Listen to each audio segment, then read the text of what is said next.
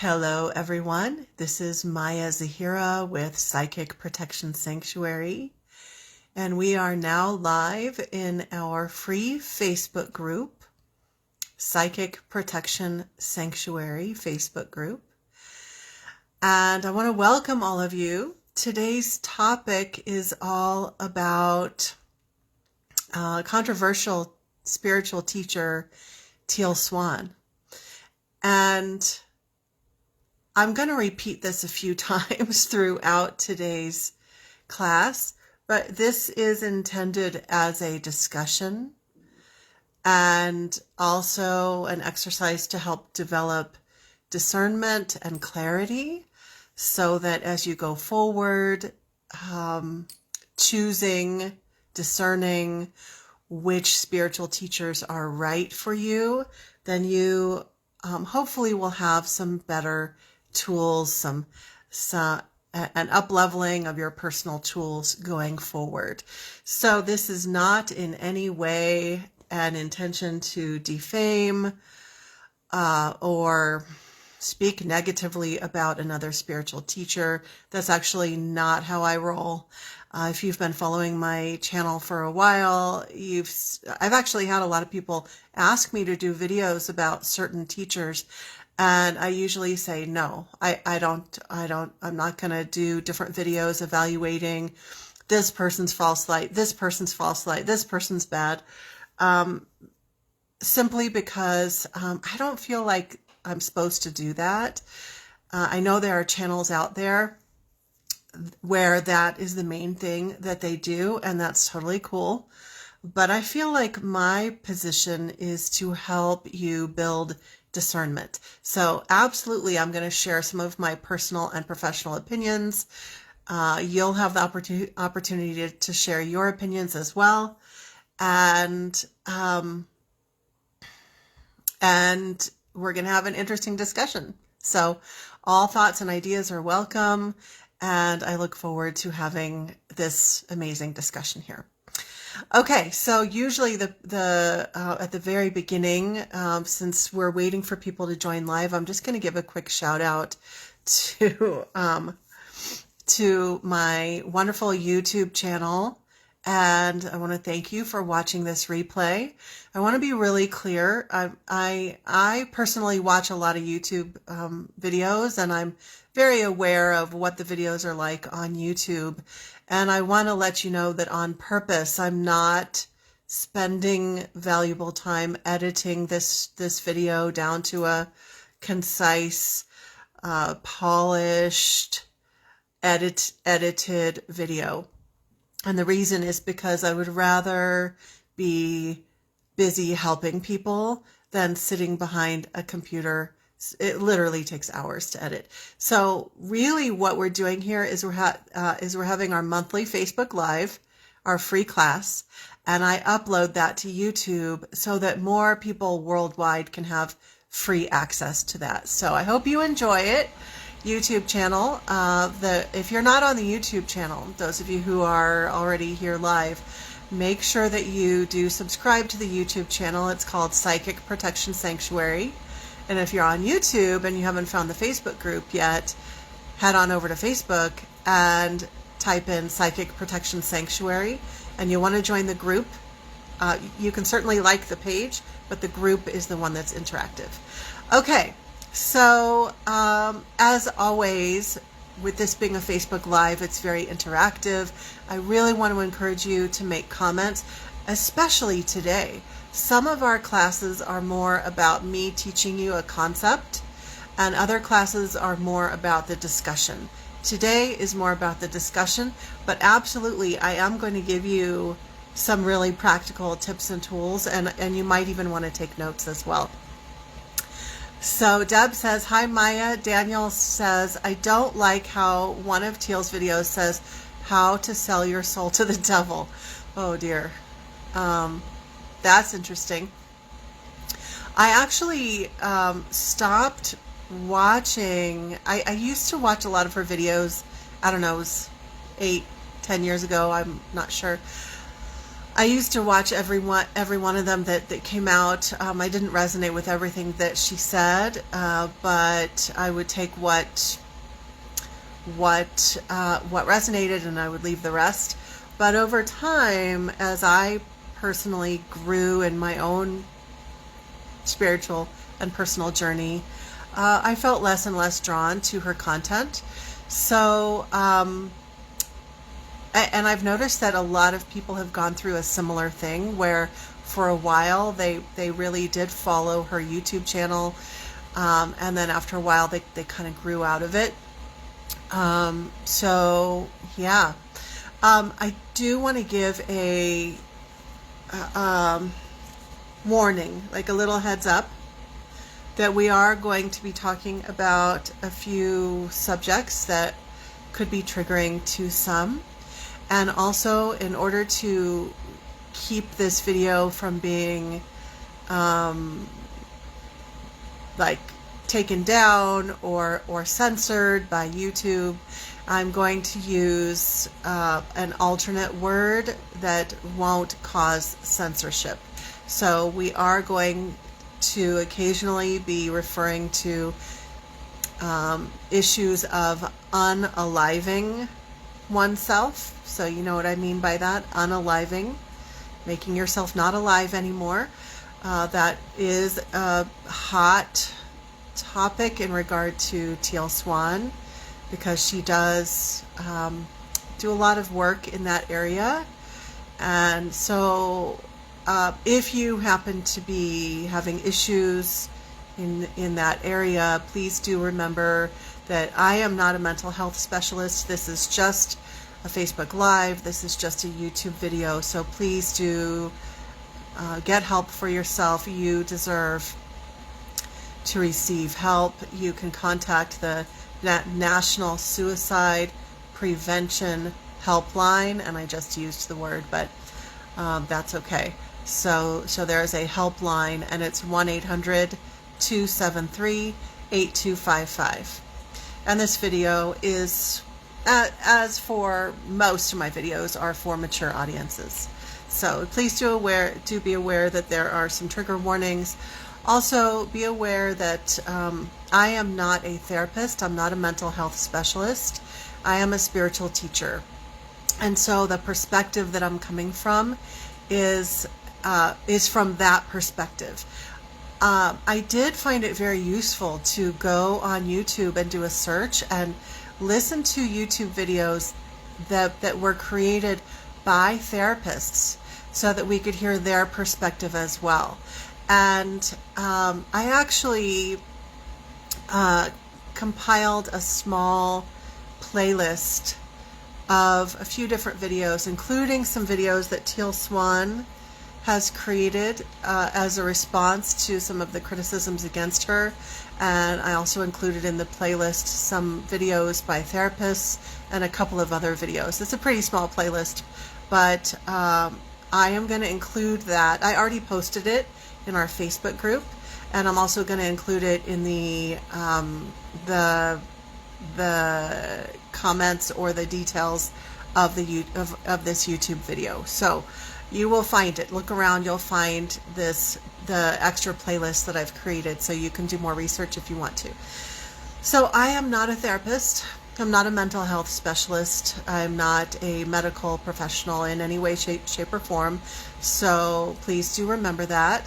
And my perspective is not only that of a spiritual teacher, a spiritual guide, someone who's in the position of guiding people in spiritual matters, but I have a very specific area that I work within. And I think, especially those of you who are watching this who might not know about my work, this is really important and relevant to this discussion, the perspective that I have. So the specific area that I work with in the spiritual field is that of psychic protection, spiritual warfare. I work with people of all different faiths all over the world. And when I went from being more of a general spiritual teacher to gradually shifting over my work over the last few years to very specifically working with spiritual warfare, with people dealing with psychic attack, unwanted paranormal situations, etc., there was this surprising thing that happened. Behind the scenes, I started getting clients who were trying to escape from abusive spiritual teachers. So when I started really promoting myself as someone who worked with psychic attack, curses, weird spiritual things happening to you, I started getting all sorts of people coming to me who had just escaped or who were trying to disentangle from an abusive spiritual teacher, whether it was a guru, a healer who was misusing their power, even Reiki healers. There have been some stories that I've been privy to of like literally Reiki healers who were doing terrible things to their clients, dark shamans. I mean, when I started to see this stuff, it was truly shocking, like so shocking. So the perspective, one of the important perspectives that I have is that I've seen some really bad shit behind the scenes. Obviously, I can't share all of the specific stories, but the thing is that some of the behaviors that I see in Teal Swan don't surprise me. The only difference between these other toxic spiritual teachers and Teal Swan is that she's more well known. She's more famous than some of them. Okay, I'm going to keep up with comments here. So Maureen says, I lived in an area where there was a witch war that lasted for years. Not surprised. And Daniel says, that sounds scary. Yeah. Very scary. Well, I want to just back up a little bit now that I've shared the perspective that I am coming from as someone who specializes in not only psychic protection, but helping people to escape from toxic spiritual teachers, especially where there's spiritual warfare, where the person is being psychically attacked by the teacher when they try to leave the cult or the group or the individual teacher or whatever. So I'm going to just back up, and I do want to say I am going to share specific opinions, but I also want to be this person who is holding space for you in coming to your own conclusions. And I know we have some people in our Facebook group who love Teal Swan and have really gotten a lot out of her material, and who have really been in dire straits emotionally, and Teal Swan and her teachings and her followers have really helped them out in a big way. So I want to just acknowledge you. If you are watching and you would fall into that category, then we see you, we acknowledge you, and I'm not here, and I don't think any of us are here to tell anybody that you are wrong or that anybody's wrong. You're going to find your own discernment. I think I'm going to give everybody some interesting food for thought. Okay, so I have a lot of different notes here. Let's back up and talk about who is Teal Swan. Teal Swan is a spiritual teacher who's becoming more and more famous. Most of her teaching is done online. She has a huge YouTube channel, like, I don't know, hundreds, thousands of videos that she has uploaded over the years. And she also has a retreat center right now.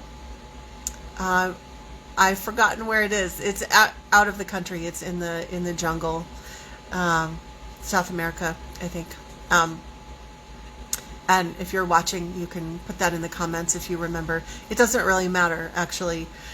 So she not only has the YouTube channel, but she also has a big following on social media. She has a Facebook group that's called the Teal Tribe, where a lot of followers will get support from one another.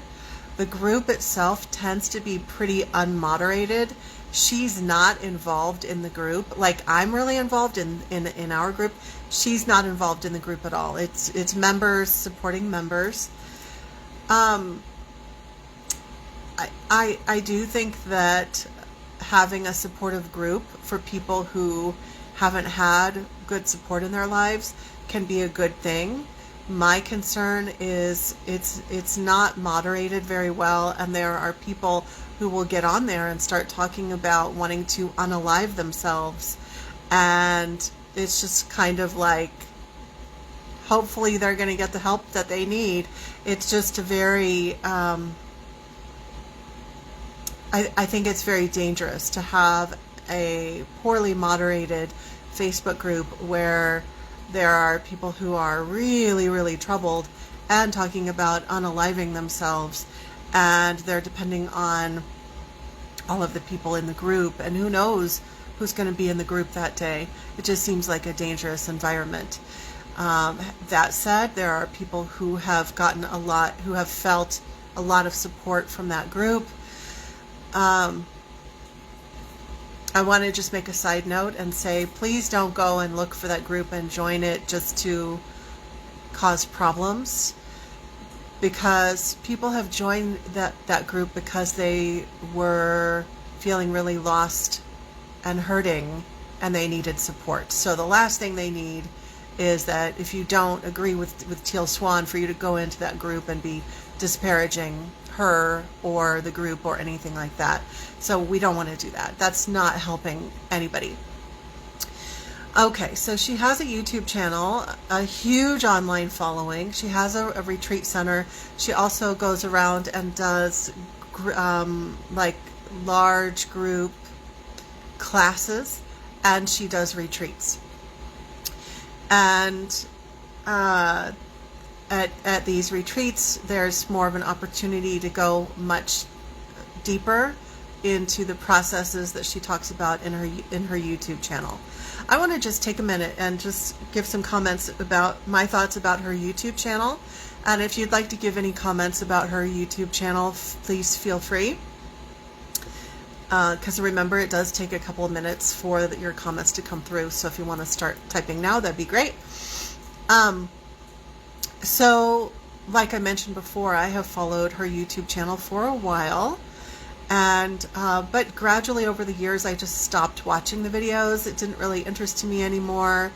I don't know. I just grew past it, and even though I had not deeply researched her, more and more gradually over the years, I just had this feeling like she wasn't entirely safe. There was something not entirely safe about her.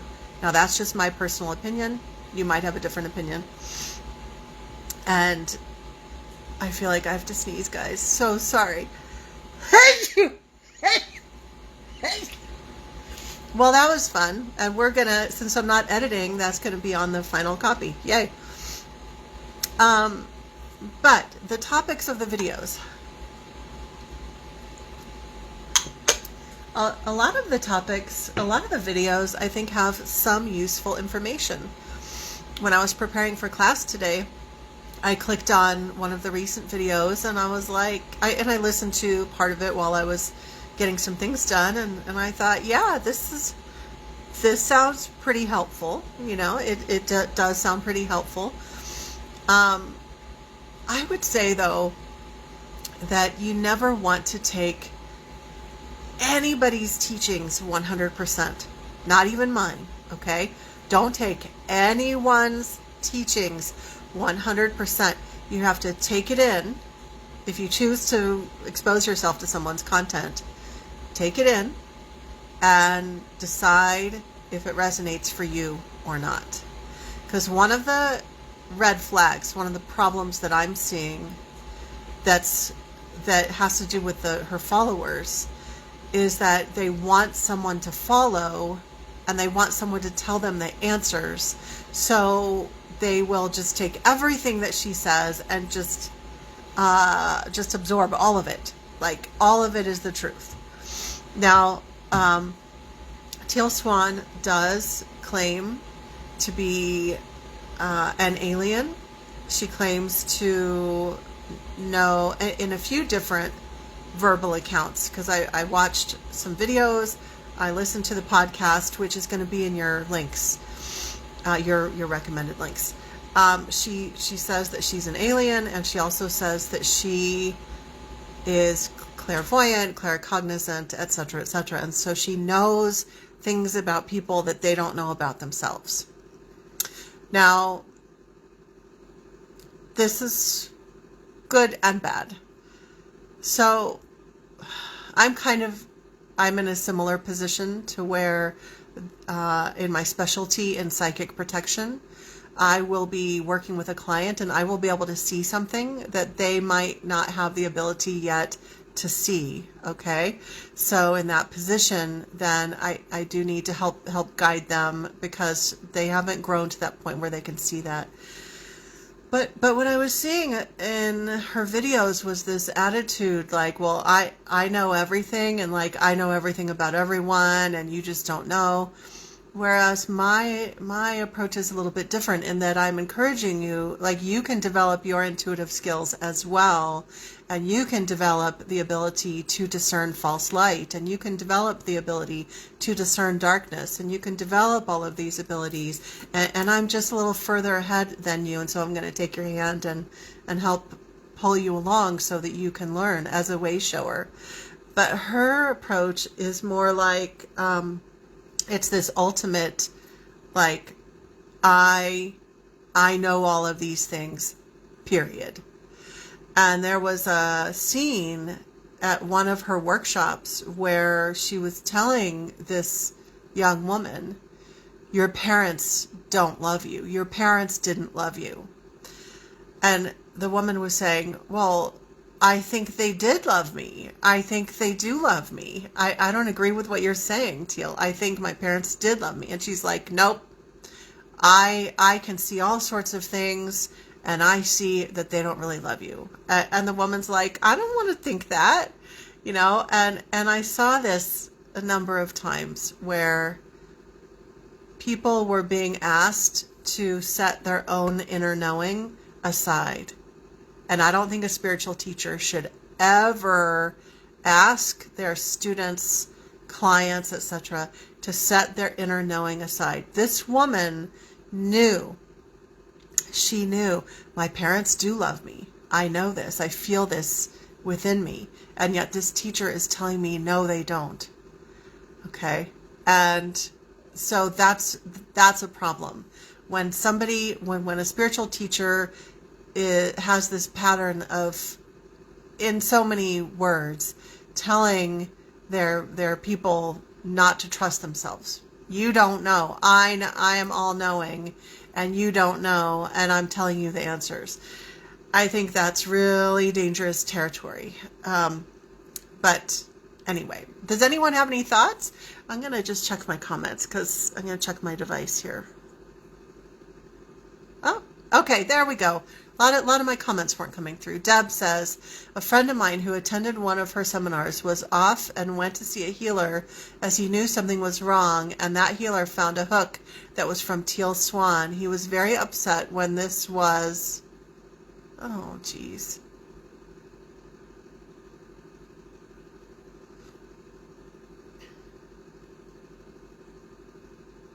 I think I lost the comment. Okay.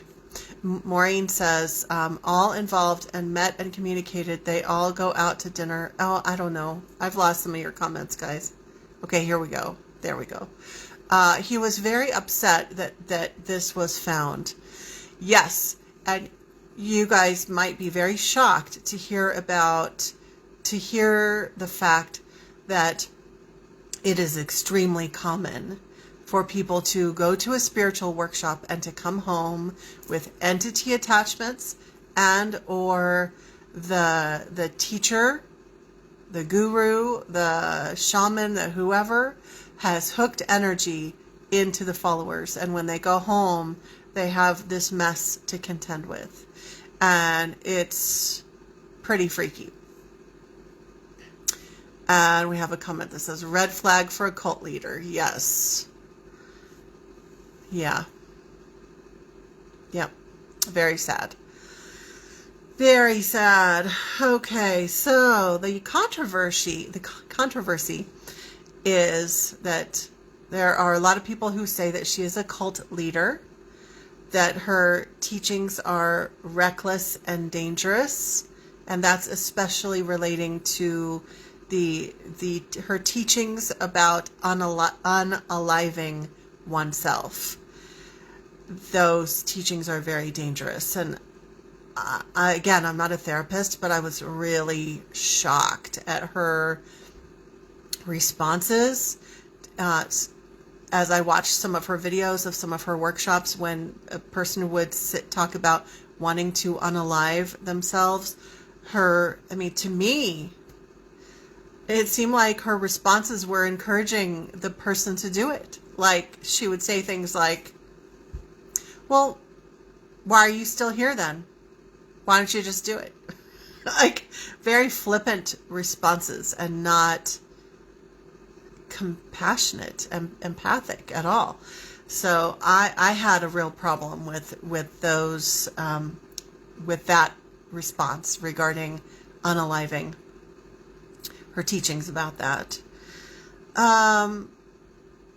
There are people who say that she's very abusive to her students, that she's practicing therapy without a license, etc., etc. So that's about the controversy. The positive side, because we want to make sure to include that as well. There are lots of people. I mean, you'll find thousands and thousands of comments on YouTube videos of people saying that Teal Swan saved their life. Her videos, her teachings, her content, her workshop, etc. Like, it literally helped the person come out of the dark. Okay. So there are a lot of people out there who feel that her work has been extremely beneficial. I do acknowledge that.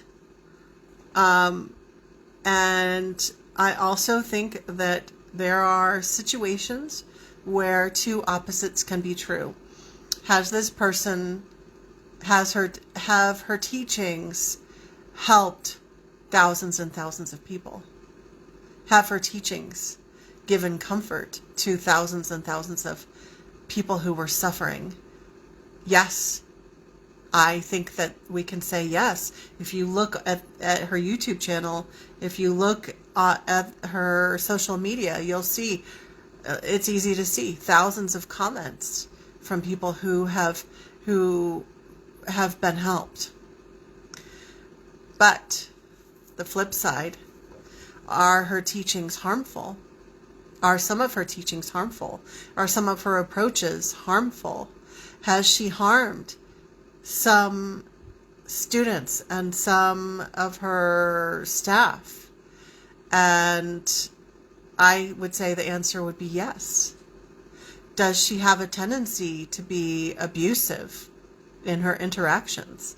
In my personal and professional opinion, in observing her interactions, again, I have not, I should say, I've never gone to one of her workshops. So this is all online research, but where I was watching clips from workshops, etc. I would say absolutely yes. Many of her interactions come across as abusive. And this is not a diagnosis. We should not diagnose anyone, but I'm going to use this word as a descriptor. That many of her interactions with people seem narcissistic. Her approach seems narcissistic. And where somebody is asking for help, it's suddenly all about her. All about her, all about her fame. If somebody's going to be saying anything bad about her, it's just really shocking at the level of narcissism. What's interesting, what I found interesting was that, in watching her years of YouTube videos off and on, all that I noticed was, yeah, I agree with some of what she's saying and I don't agree with all of it. And I always had this feeling like she's not who she says that she is. I don't have proof of that. I don't have any way to prove that. I'm just sharing with you my own intuition. I always felt like what she's saying about who she is, it's not truthful. There's something off. And it also felt like there was something dangerous about her, emotionally dangerous about her. So I always kind of like separated her from the teachings in my own mind. Like I would listen to a video and I would get ideas about things. But I never looked toward her as a teacher, as a guide for me, because I always felt like there was something dangerous and not forthright about her. That was my feeling. Okay, anybody else want to share anything now that I've fixed my device and I can see all your comments? So I have not mentioned yet that there are a couple of interesting resources online for learning more about the controversial view about her. First, let me read Deb's comment. I liked her when she first hit YouTube, her earlier days, then something seemed weird the more popular that she became. Yeah. I agree. I think that she has a lot of really interesting things to say. And even some of her recent videos, just watching them, I was like, yeah, this makes sense. Like, they're not all of it. I didn't agree with all of it, but there's a lot of interesting information. And so if a person just decided to take everything with a grain of salt and not look toward her as a guru and not look toward her as someone who is the alien who knows all the answers, but just someone who has some interesting things to say, then you could glean some very interesting food for thought if you wanted to approach it that way. Katya says she could be drawing energy and building herself off with a fan base. She's on the shadow side of energy. Yes.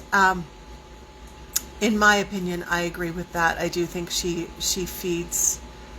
I think that her followers are a big ego boost for her.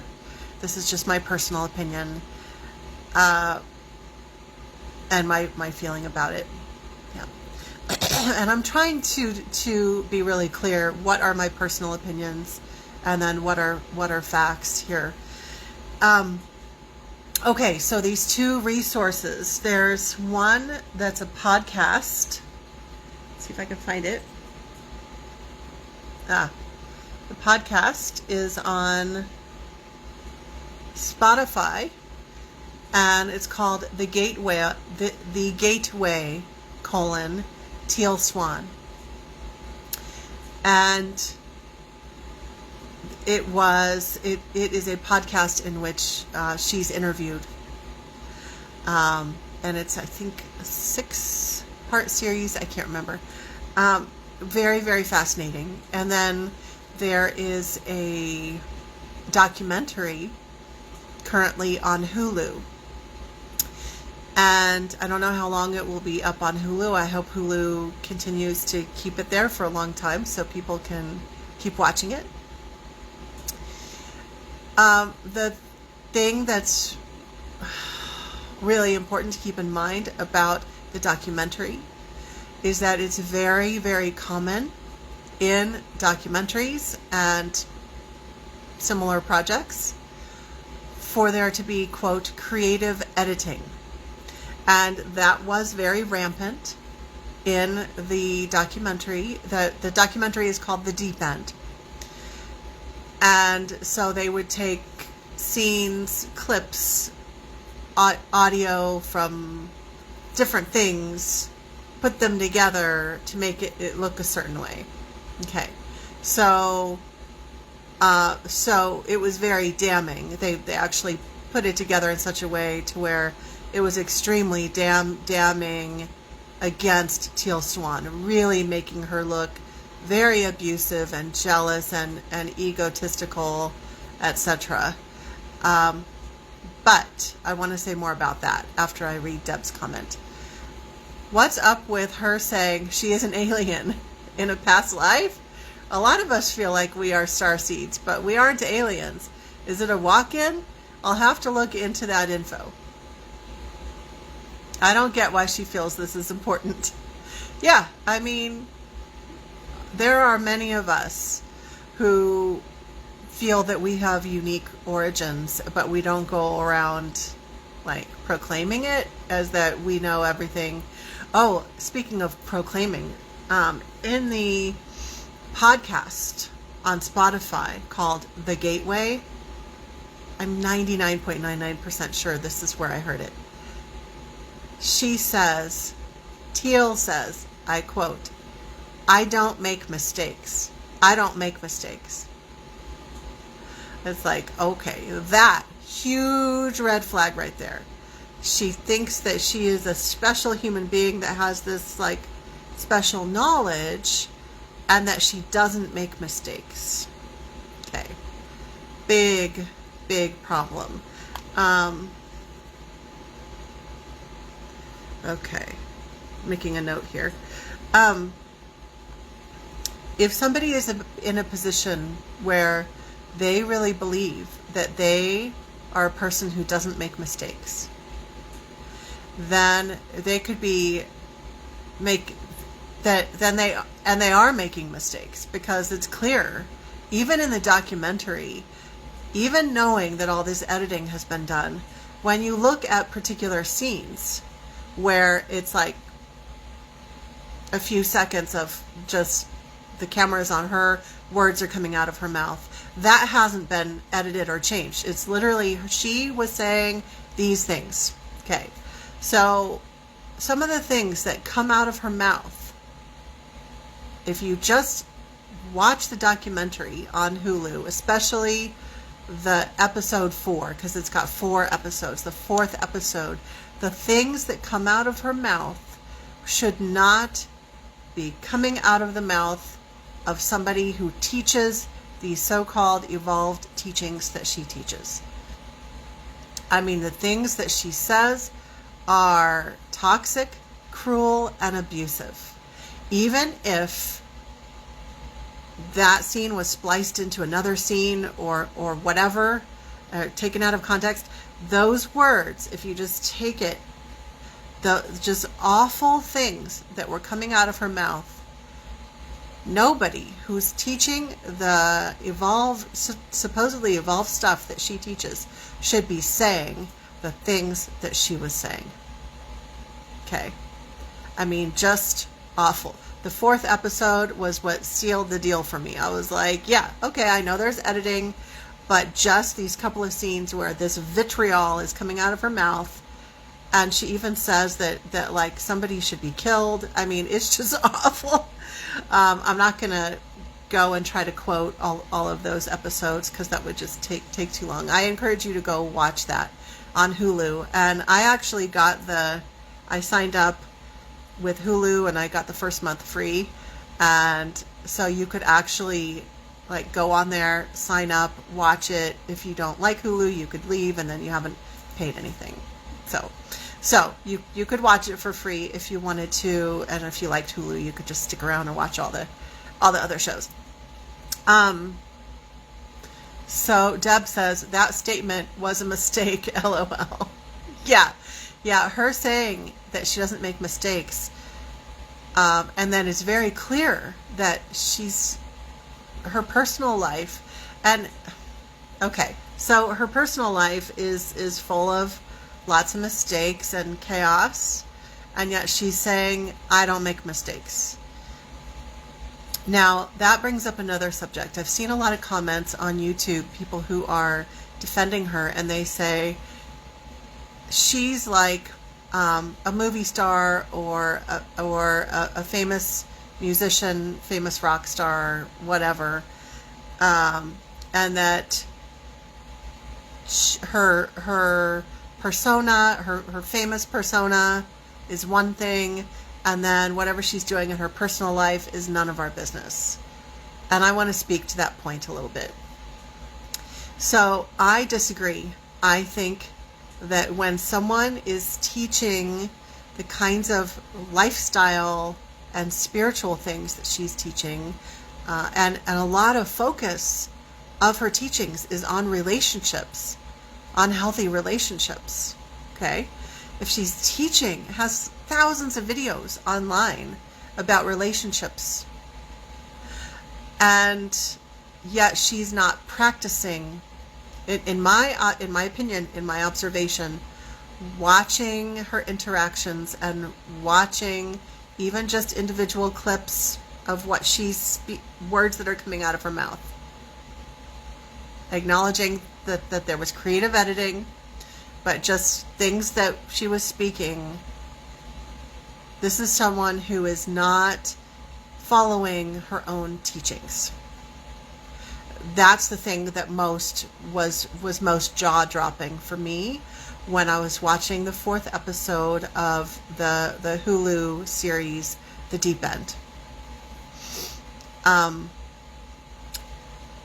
She was having a big upset with a very long-time friend of hers, and her reaction, she was having a very human reaction. She was upset, but it was really jaw-dropping because I was shaking my head going, with all of these spiritual teachings that she has out there about relationships, she just seemed like a lost child, like she wasn't even following her own advice at all. This is a very strong personal and professional opinion that I have, that I apply this to myself in my own work. I have this expectation of myself, and I have this expectation of anyone that I'm going to look to for mentorship. I need for them to walk their talk. I need them to be practicing what they're preaching. If they're teaching about something and they're not even doing that in their own personal life, I basically then believe that that person is full of shit. Like, they don't even believe in what they're teaching. They're not even applying it. And just a side example, years ago, I had a person, another spiritual teacher. She invited me to join her program all about money breakthroughs. And you were supposed to pay her and go through this money breakthrough program so that you could be doing spiritual work but also be prosperous, etc. And yet this person was so destitute that she was living in basically a hut, and did not have enough income to have any kind of like home. And I found that to be very, I understand this person, it was her choice to do that, right?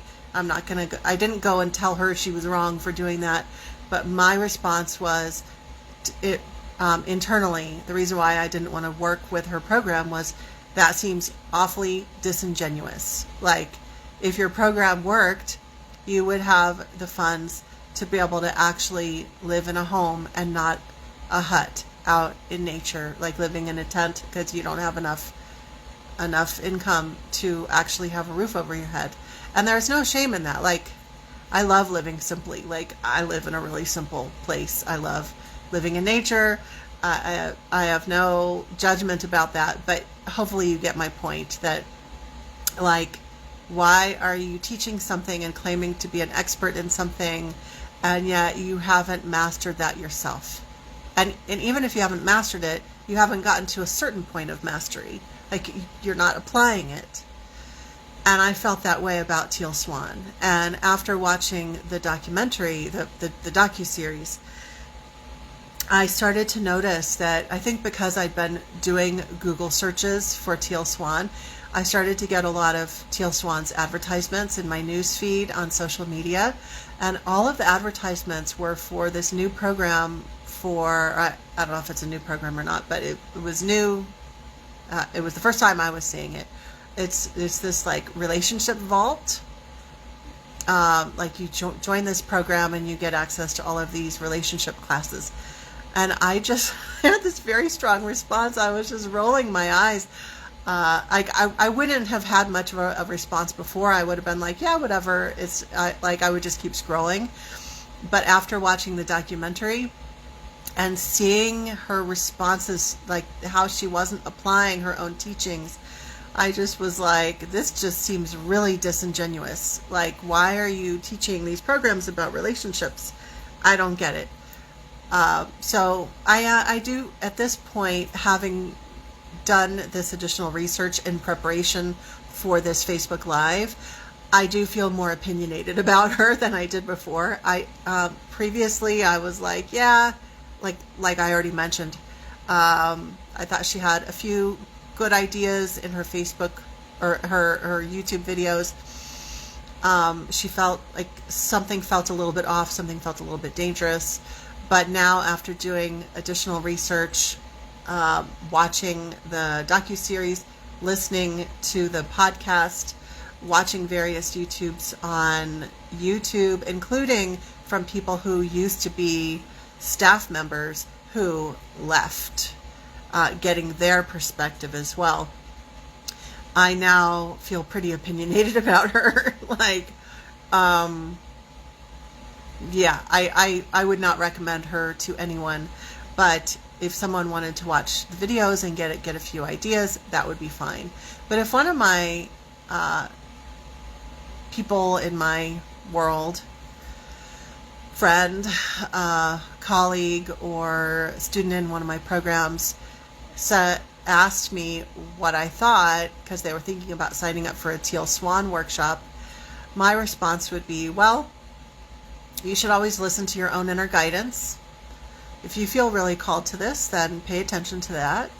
But I feel that she is toxic, and that I don't feel that a workshop led by her is beneficial. I feel that there are a lot of energetic distortions, that there are some truths that she will speak, but then there are these weird entanglements and negative messages interwoven, and that it could be very confusing, not only mentally and emotionally, but spiritually as well, as there's I really feel like there's a lot of weird entanglement energy that happens at the workshops. I have not attended a workshop.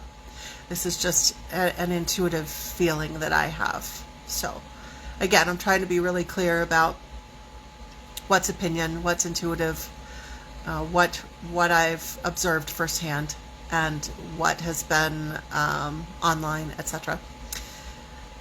Christy says, she says, that's what resonated with me too. She did not apply any of her teachings. Yeah, that was really shocking to me. Like, oh gosh, I felt like a part of me felt a little bit bad for her in the moment, that she was really hurting and she was really confused. Like, oh my gosh, like I've put my trust in this person and this person is leaving me, and I'm really distraught over that. But that was like, but what about all your teachings? Like, her teachings, she has some good teachings about relationships, but if you listen to any interviews of people who used to work for her, it's a lot of spiritual bypassing and just very abusive interactions. One of the things that's very clear in the docuseries is that anytime a student, like for example at one of the retreats, anytime a student or a staff member would even slightly question her, like say, well, I have a different point of view, she could not handle that. That's another huge red flag. Like, any countering views. In fact, in the first episode of the docuseries, one of the students asks her, who do you get your inspiration from? Who is your mentor? And in my observation, she basically comes unglued.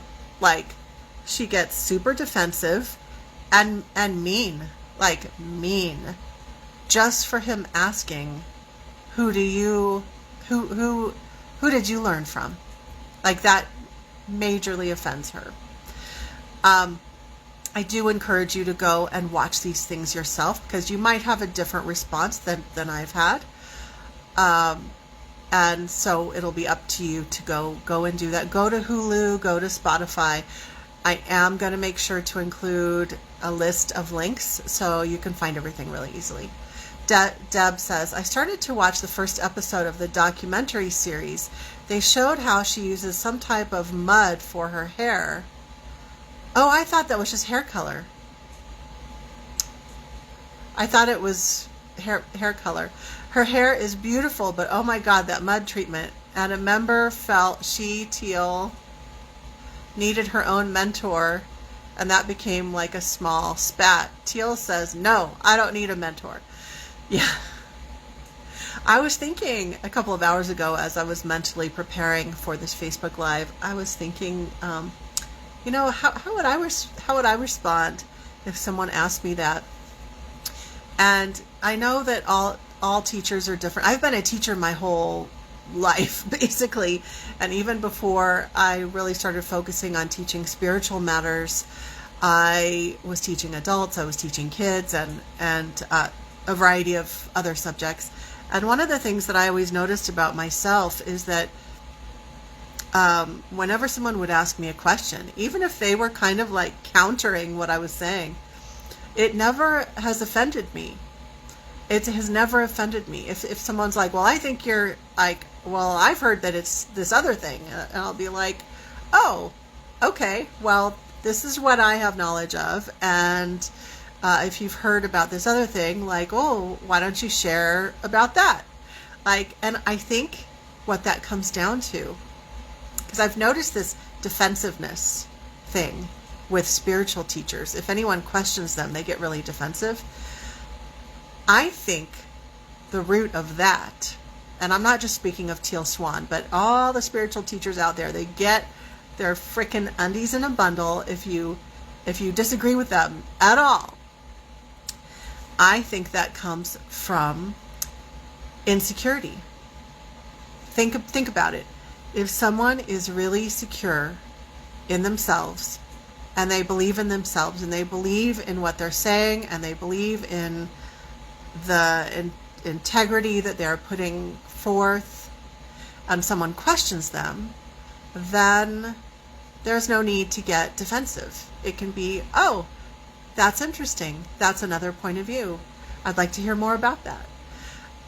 Whereas if someone is feeling very insecure in some way, like insecure about who they are, or maybe insecure about how people are seeing them, or insecure about their level of knowledge or whatever, and someone counters them, doesn't agree with them, then usually their response is going to be very defensive. Very defensive. And I noticed this when I used to teach other subjects. I used to teach belly dancing, and I used to teach a variety of other things.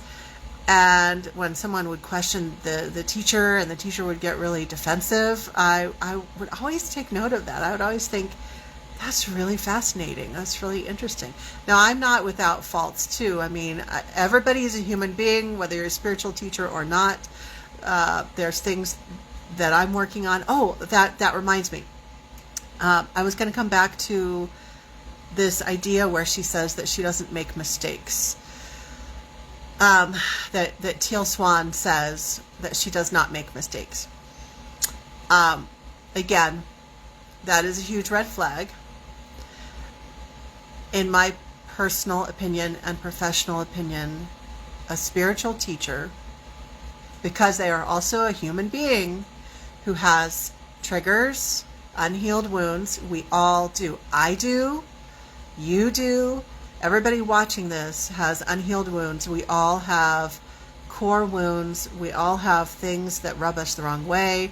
As a spiritual teacher, or a parent, or a business owner, like any position like that, what's going to happen is you're going to attract people who will mirror back to you anything that's unhealed within you.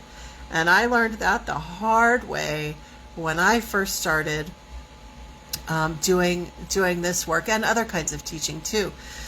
That like when I very, very first started, I did not know how to have healthy boundaries with people. This was many years ago.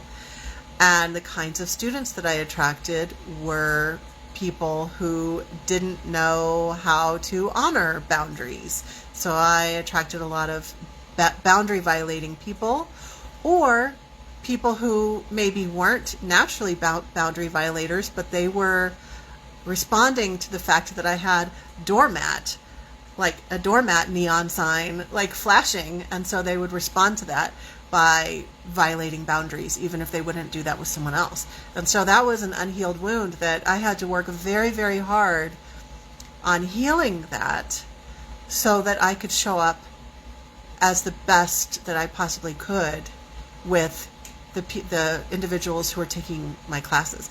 Notice that I keep using the word students and not followers. I have a real problem with people who talk about having followers. We should not be followers. We can be lifelong students. We're always learning. I'm a student. You're a student. We're learning from life. If we sign up for a class on underwater basket weaving, then we're going to be a student of underwater basket weaving. Or if we're going to sign up as a student in my program, then you're a student in that program. We're all students. But I don't encourage anyone to be a follower. A follower has the implication that you're checking your brain out at the door and you are following what that person says. And I think that is dangerous. So yes, I think that Teal Swan has a lot of inner shadow. Even though she teaches all about shadow work, she's ignoring her own shadow because she believes that she doesn't make mistakes. And that's so dangerous. I think that she's dangerous, but I think that the other dangerous thing is the mentality of a lot of people in our culture that they're looking to someone else to give them the answers. And please do your inner work and stop doing that. Look at yourself as your own guidance system. Adrian says, so far listening to this, every single point you're making resonates. At first, I really liked Teal's content, but then the blatant and constant plagiarism became clear. I don't believe much of what she... hang on.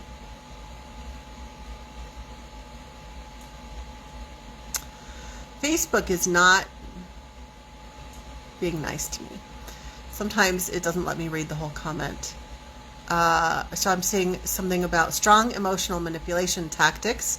So Teal Swan is a huge nope for me and has been for a long time. So this video is confirming for me that at times my discernment can be good, but I need to trust it and use it, not ignore it and gaslight myself. That's very important. And that also leads me to make an additional comment that for everybody watching this, please don't ever let any spiritual teacher gaslight you. If you feel like you know the answer about something, you have this knowing within you about something, and that spiritual teacher is saying, nope, you're wrong. Nope, you're wrong. I know what's what. You're wrong. That is gaslighting. They are gaslighting you. And that's a real problem. And I want to say this with care, that one of the issues that arises is that a lot of the people who gravitate toward Teal Swan and her energy and her content are people who are deeply hurting, who've gone through tremendous abuse. And as someone who is also a survivor of tremendous abuse, I know firsthand that when I went into adulthood, after living through my childhood and adolescence, I thought that abusive behaviors and abusive interactions and gaslighting, I thought that was normal. So I'm almost 50 now. When I was in my 20s, as I entered into adulthood and I was having different kinds of relationships, professional, personal, romantic, I thought that gaslighting was normal. I didn't even know that it was gaslighting. I was so used to it. I was so used to abusive interactions in my upbringing. And I think that this is one reason, again, I'm trying to say this with care, that I think this is one reason why there are a lot of people who are not only helped by her presence and her teachings, but who don't recognize the abuse when it is blatantly right in front of them. Even if they attend a workshop and she is abusive to them, they don't see it because this is all that they've known. They see that as love, right? And so eventually we heal and we learn and we grow that there are other ways, there are healthier ways, and we begin to understand what is abusive, what is gaslighting, and what are healthy interactions with others, including our mentors. Deb says, that's what was off about my friend. He came back and kept saying, I'm healed, like very arrogantly. I could barely talk to him after that seminar. Not good. That was the hook, I believe. He is fixed and everyone else was broken. Sounds like Teal. Yeah. That doesn't sound very good. Okay. What questions do you guys have? What do you think? Oh, and as I'm waiting for any comments, I want to come back once again to the making mistakes, her belief that she doesn't make mistakes. I believe so firmly in this concept of the responsibility of someone who's in the position as a spiritual teacher, as a guide in this particular way, as a spiritual guide. I believe it is their responsibility to work on themselves and to be brutally honest with themselves and to continuously work on themselves.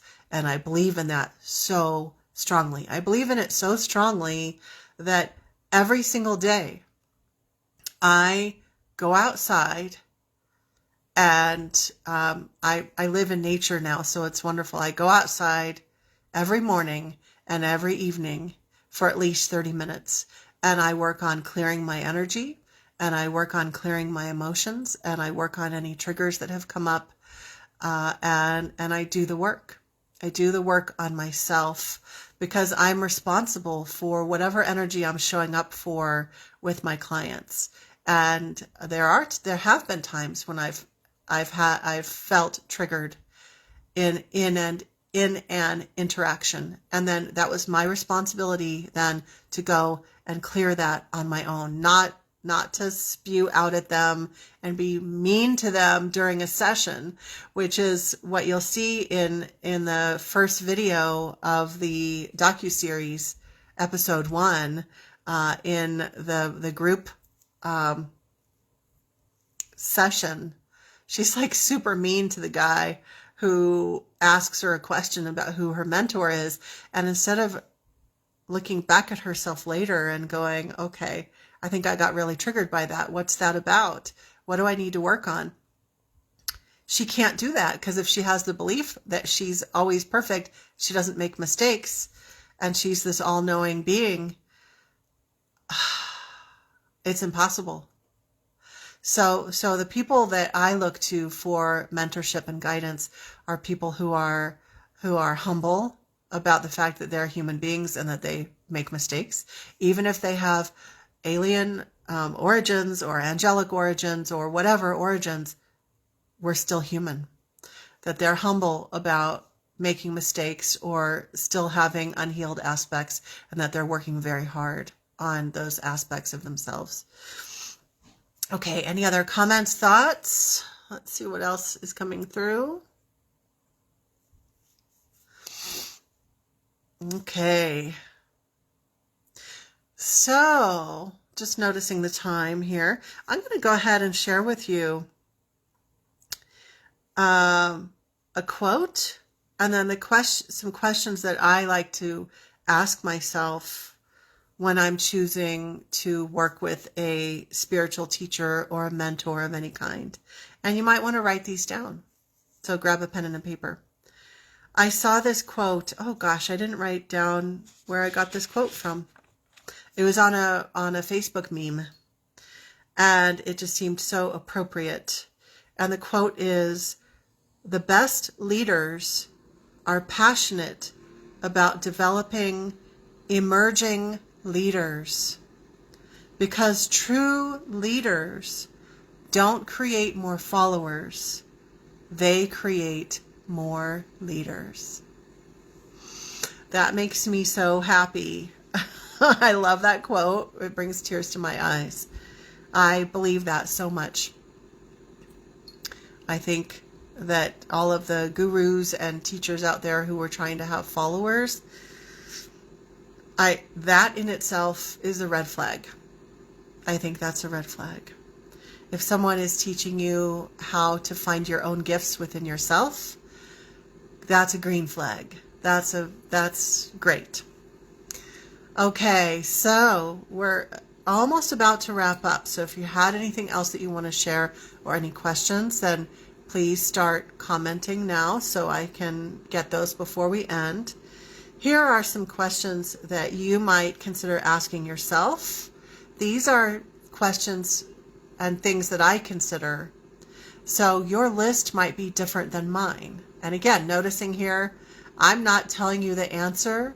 I'm giving you things to consider, and I'm asking you to then rely on your own inner guidance, because you might see things differently, and some of your values and priorities might be different than mine, because we're all different. Okay, questions to ask yourself. Number 1, do they practice what they preach? That's super important, I think. And then underneath this, are their personal and professional interactions a reflection of what they teach? So do they teach and put on a persona of being loving and all spiritual, and then behind closed doors, they're super abusive to their team? And I know a number of spiritual teachers who are like that. And I'm going to make a quick note here and say, just a reminder that that I'm not naming who those people are, because that's not my role. But I'm just pointing out that this is not about just Teal Swan. This is very common, extremely common, and it's probably right in your hometown. It's probably right in your town. It's right in your spiritual community. It's happening. I guarantee it's happening in your community. You're just there's just not a docuseries on it, because that person or people are not famous enough. That's why. Number 2, are they diligently working on themselves? Not just saying that they're working on themselves. Not just teaching about and proclaiming about working on yourselves, on themselves, but are they genuinely working on themselves? Do they talk about, do they share how they are working on a process, things that they've been working through? Do they share about that? Do you have any indication that they're working on themselves? Or do they teach shadow work and they're not actually working on their own shadow? Instead, they deflect all of their shadow onto other people. And that's my interpretation of Teal Swan. I do think she's someone who teaches lots of shadow work, but she can't deal with her own shadow. My personal opinion. I've also met other people who specialize in shadow work, working on your unhealed wounds. They lead workshops, do certifications in it, and yet they are the epitome of deflection. Like, they're constantly deflecting their own wounds onto other people and not even working on their own stuff. And it is shocking. Shocking, shocking. Number 3, how do they respond to criticism? How do they respond to perceived criticism? Because, like in episode 1 of the docuseries, the person who asked her, who is your mentor? He wasn't even trying to criticize her. He was just asking her a normal question. And yeah, she perceived it as criticism. So how do they respond to perceived criticism? Okay. And then also I would be looking at number 4. Do they engage in any dangerous practices? And I used to go on, I used to attend retreats, spiritual workshops, day-long workshops, etc. I used to do a lot of that, and I rarely do that anymore, because what I was noticing and shocked by was the prevalence of dangerous practices. People doing the facilitator, the teacher, the guru, the shaman, the guide, guiding the participants through practices that should really only be done in therapy settings, a safe clinical, medical, clinical, safe setting. And yet they were doing these practices in just with no clinical.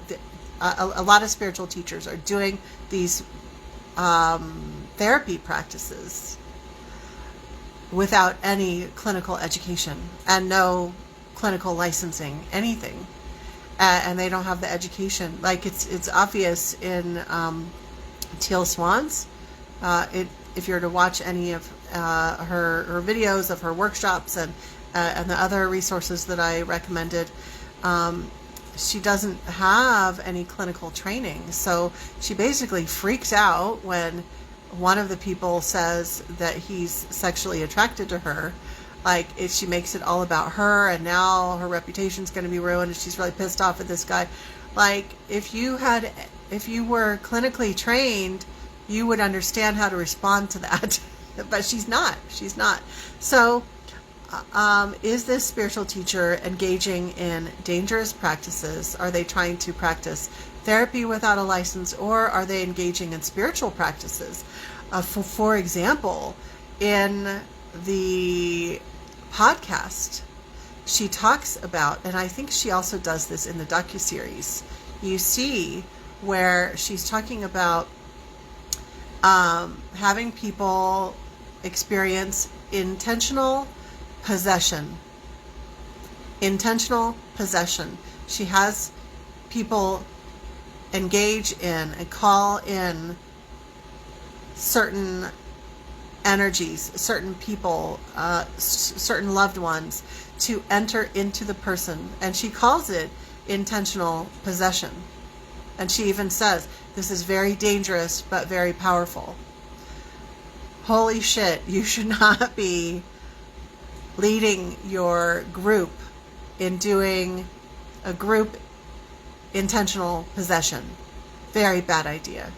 Very bad idea. And again, remember, I'm saying this from the perspective of somebody who is then helping clients who have become possessed, or who have attachments, who went to a workshop like that and then came home with all sorts of problems, and then they had to have someone like me help them. And it would be great if the spiritual teacher would not be engaging in those dangerous practices, so the person would not have to go through this suffering later. Those dangerous practices really get me riled up. And then the last one on the list, number 5, does the spiritual teacher exhibit abusive behaviors? Do abusive things come out of their mouth? And again, I know some of the commenters on her YouTube channel were saying, well, this is her personal life, and we shouldn't care about whatever she's saying or doing in her personal life. But honestly, if someone is saying that they are a spiritual teacher who has all of these answers, there are things that came out of her mouth in the docuseries, especially in episode 4, that should not be coming out of somebody's mouth who's in the role that she's in. She should be doing the work that she's teaching, doing the shadow work, so those nasty things are not coming out of her mouth. And I know we all have bad days. I've had bad days where I'm not feeling well or I'm in a lot of pain, and so how I respond is not in the utmost of how I would respond on a good day, but it's nowhere near the kind of crap that was coming out of her mouth. I mean, it's good to understand that we're all human beings, but we need to not be excusing straight out abusive words and behaviors. We need to stop excusing abusive behaviors from our spiritual teachers.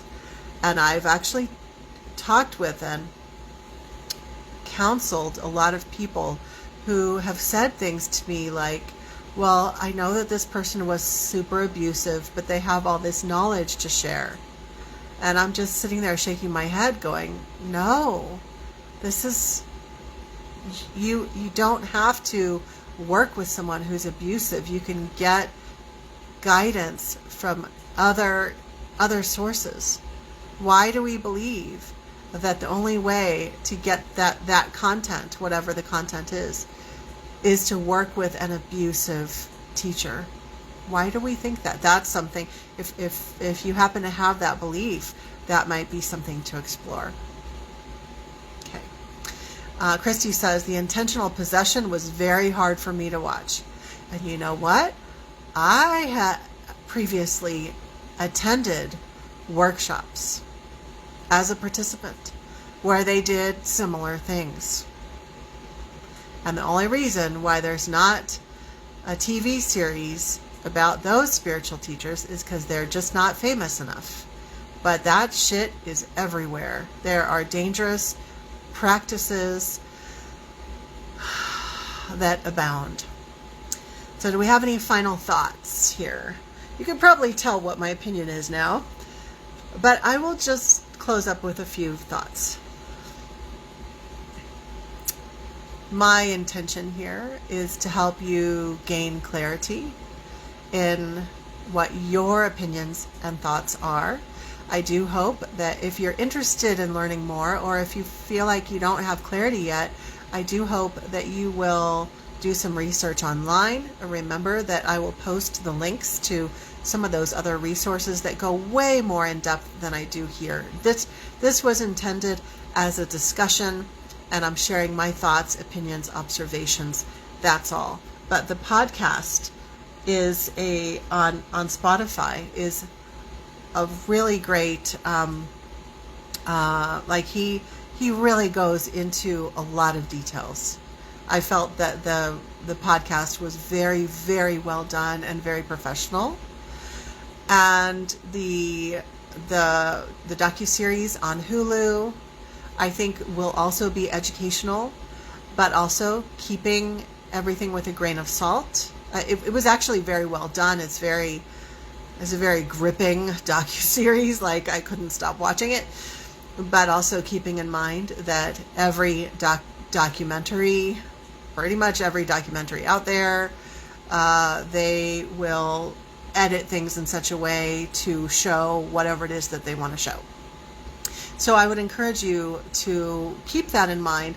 But then, while you're keeping that in mind, you could watch individual clips, like what is coming out of her mouth, even if you're not sure about whatever came before that, whatever context it's in. You don't know for sure what the context was because they could have edited and clipped things that don't belong together, but you could still look at what's coming out of her mouth, how is she responding, and no matter what the situation is, would that be an appropriate response for someone in her role?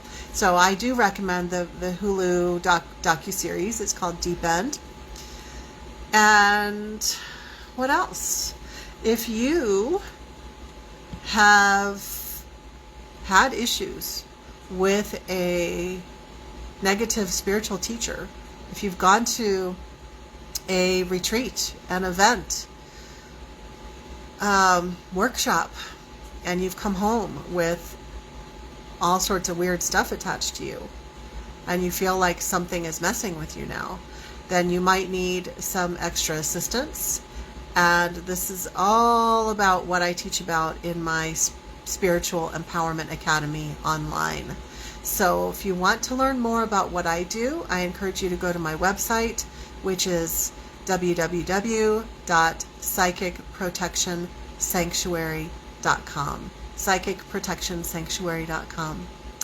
Thank you everybody so much. And I do have one really exciting announcement. I almost forgot. So I decided this morning that next month for our free Facebook Live, instead of having our usual Facebook Live class at 1 p.m. Pacific in our free Facebook group on the second Saturday, instead, on the second Saturday of September, which is Saturday, September 10th, we are going to meet on Zoom. And I will send out all of the details to our Facebook group. And so you will need to be a member of the Facebook group, the Psychic Protection Sanctuary Facebook group. And you'll have the opportunity to meet on Zoom so we can all see each other's faces, interact. And our topic is going to be all about the 7 primary chakras and psychic protection. This is actually a topic that we're diving into in my Spiritual Empowerment Academy.